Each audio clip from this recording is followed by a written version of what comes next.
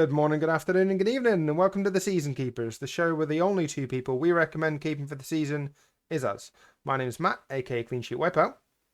My name's James, aka SK James FPL. How you doing, mate? Yeah, pretty good. Yeah, Pretty happy. Yeah. decent one in Sky this week.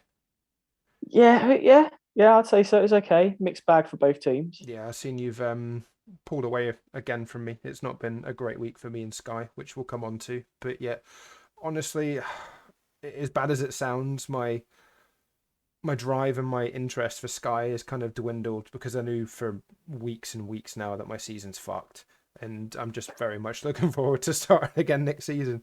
But as always, we'll keep the content coming. And just before we start, just apologies to everybody that has kind of missed out on the Sky content that we've been producing over the last couple of weeks. I've had a bit of a nightmare technical wise with my computer, and it just wouldn't let us record. But hopefully all's fixed now, and we can get it out to you. So James, as always, we'll run it game by game, tier by tier, get onto our teams, and have a little bit of discussion at the end. But first things first, Newcastle 0, Liverpool 1. Yeah, obviously, the benefit of this game, you could switch your captaincy from Mo Salah, who was benched.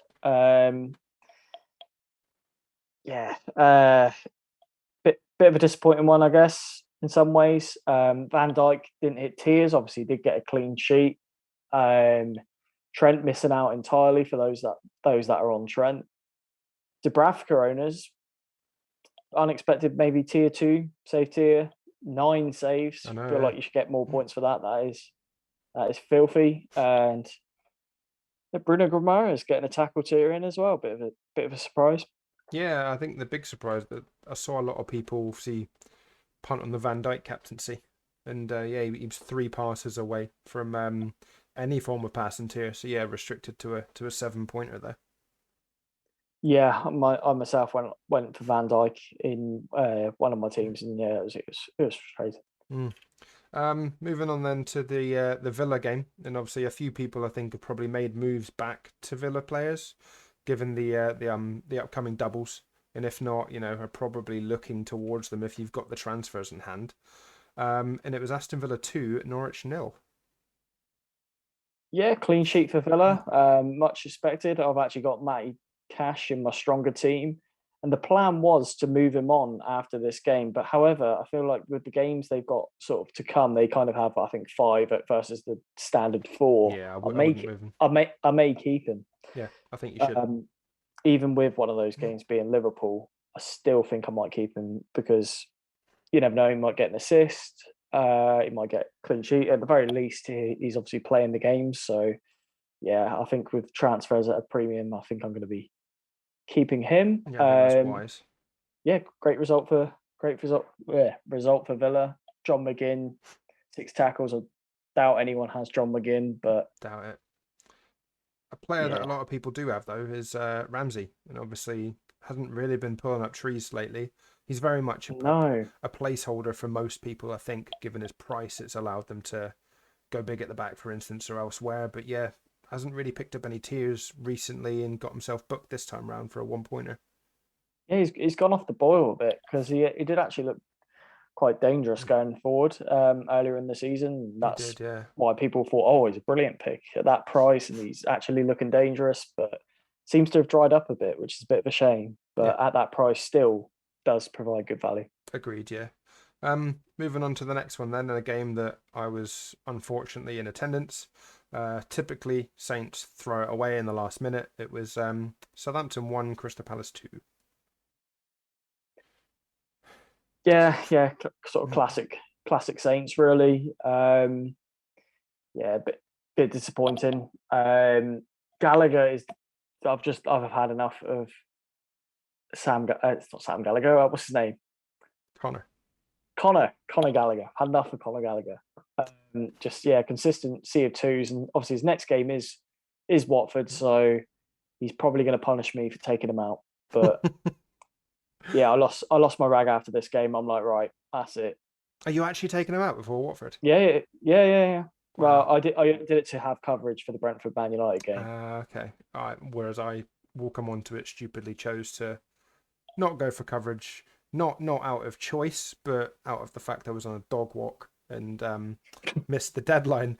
And You weren't going to go for Ronaldo, were you? no, no, Oh, because that would have hurt. yeah, the only way I could go, I was tempted by Bruno, but yeah, I couldn't go Ronaldo because I think I've got three up top, but I never really thought about it. And the only other thing that put me off United is the fact that they don't play in standard game week 37 at all. They've got a blank, so it would basically be moving on to then come straight off.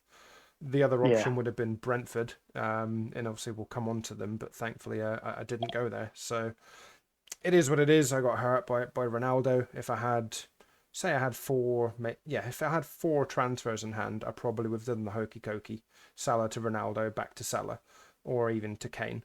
But I've got three, and I just thought that was too risky because I've got two planned moves and then one potential injury, just to see. But yeah, they're more punty moves than anything. Zaha I own, so it was frustrating, obviously, as a Sky manager to see him bench. But yeah, even though I was absolutely fuming at the time that he scored the winner, when I got home, I looked at my squad and I was like, yeah, fine, you can have his fucking points. Yeah, silver lining, I guess. Yeah, if there is one. Jumping onto a game where I think most people have probably only got Nick Pope out of any of these assets on the table, and it didn't really go their way. It was Watford 1, Burnley 2. Yeah, I'd question why you had anyone other than Nick Pope out of both of these teams, to be honest. Agreed. Yeah, great result for Burnley. Collins getting tackled here and an assist for Charlie Taylor. So sort of unexpected returns, really. Jack Cork, obviously, the goal is alongside Brownhill. But yeah, I don't think there's too much more to add on that one, actually. Yeah, obviously the only other one, Veghorst, pretty ineffective in this game. Got taken off after 60 minutes. And I think Barnes came on. I think, yeah, he could still make a difference in the next few, but it just goes to show that even, is it Michael Jackson that's the manager? It is Michael Jackson, yeah. It just goes to show that, he's willing to make those decisions quite early on in the game. If he knows things weren't going their way, they were chasing the points, and fair play, the tactical switches that he made a difference, and they scored 2 goals in the last 10 minutes. Yeah, it was a thriller. Again, jumping onto a game where I very much expect most people have moved off of Wolves assets now, and if you haven't done so already, you probably should. It was Wolves 0, Brighton 3. Yeah, this one wasn't pretty. Dominant display from Brighton. Yeah, pretty pathetic from Wolves. Sarr got saved here, but obviously conceded 3 goals, so that kind of nullifies that to a degree. And yeah, it's just Wolves team. There's no one I want there. And the start of next season, I don't think I'm going to be putting any Wolves players in my team. Maybe Sarr, depending on fixtures. But yeah, exactly. That's what it's going to come down to, is fixtures. They need some new men or new formation or something. They're just so toothless up top. Yeah. Like Hwang, Silva's useless. Yeah, I don't know what's going on there. It's really weird. Obviously, they've got Jimenez, Neto. They were both on the bench. Both came on. Didn't make much of a difference. They then went on to concede another 2 in the second half. So, yeah, I think Wolves' season's, like you said, effectively done. There seems to be some things going on behind the scenes. There's all sorts. I've seen a few rumours from a few sources about some disjoint between the squad, and there's been arguments on the training ground, which there are rumours that's the reason why Jimenez and Johnny were on the bench this weekend. But they're only rumours. I haven't seen anything that can, put substance to those, but it's what people are talking about. Fair enough. And then the final game on the Saturday, mate, and this is where the decision was basically, do you captain a Liverpool defender or a City asset? I went for Cancelo, thankfully kept the clean sheet, got booked. That was a pain in the arse. But it was Leeds 0, Man City 4. Yeah, I still think that paid off. Tier 2 passing, comfortable. Yeah, definitely paid off. And those that are on a triple up of Laporte, Diaz and Cancelo can be very happy. I expected Leeds to score in this game, but yeah, just didn't work for them.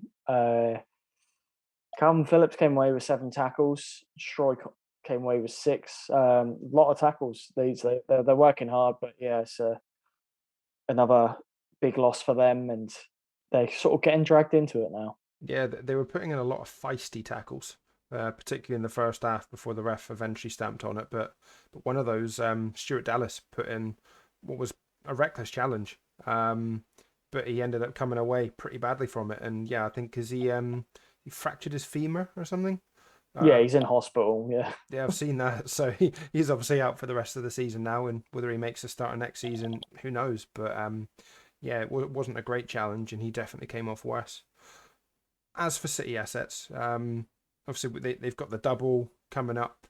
If you've got transfers in hand, I think City might become popular for those that are looking to go to them. The likes of Laporte, very achievable. Foden, I think he's at an affordable price depending on the budget you've got. There's some good options there, and even someone like Rodri. I mean, 58 passes, got himself a goal. I think Rodri could be a decent midfield option, but it depends on whether you're trying to maybe cement your position or if you're chasing. Someone like Rodri might be a good cement job, just because he's going to probably pick up tiers, whereas if you're really going for it, someone like Foden, I think would be a better option. Yeah, I think, or even Jesus as an explosive captaincy, I think would be quite good. Yeah, I'd love to have the transfers to be able to do that. Tell me about it. But I don't. Nah, sadly not. Jumping on into the Sunday fixtures then, mate, and one in which a lot of people probably would have been hoping for a Chelsea clean sheet, and it didn't come. It was Everton 1, Chelsea 0. Yeah, I was one of those, so was pretty disappointed to see them concede. I, in one team, own Rudiger and Silva, and in the other one, just own Rudiger, I think, is how I've sort of got it laid out. And yeah, one of my teams is very Chelsea heavy. I've gone sort of all in Chelsea on it. I've got Rudiger, Silva, Mount, and Werner. So wow, yeah, that team suffered with Chelsea's performance, to be honest. And that's the thing we do at these times of the season. You can go in on a team, and it made sense. Chelsea had good fixtures. They did, had a lot of fixtures, and yeah, it's just not come off. And I think this has been the case in seasons gone by as well. So we're sort of getting stung by the same mistakes. We get drawn in by these doubles and these extra fixtures, but sometimes maybe spreading the risk is the way to go. Agreed. Whereas a player that I'm looking to bring in was the one that got the winning goal, and it was Richarlison. Yeah, great goal. Obviously, the iconic picture of him picking up a flare and throwing it in. He's a lucky boy, honestly. If he's only going to come away with a warning from the FA about that, which if you read reports today, it sounds like that's all he's going to get. He is so fortunate, because you've seen bans for people throwing things back into the crowd all the time. Yeah. And it sounds like he was trying to throw, because obviously he's at home, he knows where he's throwing, and apparently he threw to a corner which should have gone out the stadium, but it bounced back. And yeah, I mean, he very lucky man, stupid, and I fully expect Everton have had a word with him and said, don't ever fucking do that again. I wouldn't be surprised to see him do something like that. He'll bend over and shove it up his arse the next time. Very much the Euro, the kind of Euro vibes. He'll start dancing with a flare up his arse, but if they stay up, he'll probably do what he wants. Definitely putting the explicit tag on this episode.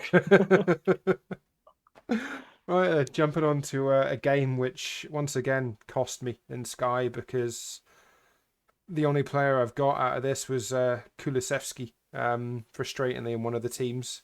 I don't own either of the two big hitters in Son and Kane, and I've seen a lot of people on Son captained him in fair fucking play, because you got one hell of a return. It was Spurs 3, Leicester 1. Yeah, but a beautiful game for me in terms of one of my teams who had a Son captaincy, and it just fired my team up over 100 places, which I was delighted by. Smashed it. A lovely last goodbye for Kulusevski for one of my teams as well. I actually kept him in both teams prior to the game. I did contemplate getting rid of him pre-kickoff, moving to a team that also played that same day. However, none of the players just took my fancy. No. And I'm glad that was the case, because obviously he came off the bench and did quite a bit of damage. So I'm glad to still have him in one of my teams. Yeah, 7 points. I got the 7 points for both teams, but yeah, one of them I've moved off to a Brentford player, which it probably was a waste of time. Never mind. has given me some money. But yeah, very good performance from Spurs. Very happy with Heung-min Son, and what a player he is. Yeah, definitely. And then the final game on the Sunday was obviously a big one for Arsenal following that Spurs result, and they got the win. But two very surprising goal scorers. West Ham 1, Arsenal 2. Yeah, one of the surprising goal scorers I brought in, so I was delighted. Just celebrated basically when I saw that he scored. Unbelievable jam. Yeah, brought in Gabriel for can't remember who it was. Doesn't even matter. Connor Cody. Oh, okay, yeah. Who got -1, the useless prick. So yeah, Gabriel much better, gives me that Arsenal coverage that I don't have. Nicely done. And then yeah, that final game, obviously last night, one that, as I've said, I missed the deadline for. I had Norgard in one team and nobody in the other. I guess in hindsight, it probably meant I didn't move to a Brentford player, which I probably would have gone to. But frustrating that I don't own any United, and I've seen Ronaldo's up to 40% now ownership. So yeah, he cost me quite a bit yesterday, and it was United 3, Brentford 0. Yeah, he stung me. Ronaldo stung me a good, probably about 30 odd places. It was even with having Norgard. Yeah, not happy with that how that went. I thought Norgard would get tackled here because it's against a sort of possession based team. I thought taken off early. That's why. Yeah. He was on 2 when he got taken off, and so he didn't have the chance to get to 4. But yeah, we'll see how that goes. Hopefully, he'll pick up some tears in the last few games. But yeah, well done, Ronaldo, captain this. Well, what's this with Ronaldo? Yeah, fair enough. Gets himself the penalty. Yeah, I'll accept the fact that he gets shot here. Since when does Cristiano Ronaldo pick up 69 fucking passes? That's a great point, actually. Yeah, 1 point off tier 2 for a striker, which is mad. Just mental. Yeah, absolute bonkers. Yeah, crazy. Unexpected returns for those owners, but yeah, fair play. Yeah, huge. And then I think he picked himself up man of the match as well. So yeah, big return. All right then, let's jump on to how we got on this week then, mate. Where we're at, what's our thinking, and whether we just want to sack off Sky altogether. That's how I feel sometimes. But yeah, team 1, 62 points. This was the 4 Chelsea team. It got hurt by Chelsea's underperformance. The last minute clean sheet wipeout for Spurs didn't help because I brought Eric Dyer in. It didn't work for this team. Werner getting taken off early again. Mount being absolutely dog shite since I brought him in. It's a joke. Since I brought him in, he's got like twos and ones, and obviously at a 25, I want my 25, but it's not happening. So I'm 535th now on that team. That slipped down. I've got 2 transfers left. My other team, 101 points. Jesus Christ. Very happy with that. Absolute filth. 42 of those thanks to Sonny. 14 for Van Dijk, Cash on 7, Gabriel on 9, Cancelo on 9, Kulusevski on 7. Gallagher and Cody have exited the team. I now just have 1 transfer. Imagine you used that 1 transfer to go Cristiano Ronaldo. Yeah, well, I did have 2, so I could have used 2 transfers to get Ronaldo, but then you'd be stuck with him, I suppose. But yeah, that 100, that's crazy. 100 points. It's filth, mate. Absolute filth. Where's that one now? 378. Yeah, not as good as it was, but still doing okay. Yeah, I'm not catching you. So my better team, team 1, which is sat 797th after the travesty was Son and Ronaldo captainers. That got 60 points this week, and that's the better team. that played with 9 players this week because I've got Trent and Maddison in that team. Neither played, and yeah, I've got 3 transfers left now. I could have probably gone Trent to United had I, not missed the deadline. But it would have just meant that I'd have to move off the United asset again, and then I'd be down to 1. So I'm going to have a little look at it over the next couple of days, see what kind of move that I'd want to make. But yeah, like I said, I think Richarlison is certainly going to be one of those, I expect. And then my team 2, which I think now has 2 transfers left. That didn't do so well this week. It got 54 points. That's dropped out of the top 1k now. It's now 1,065.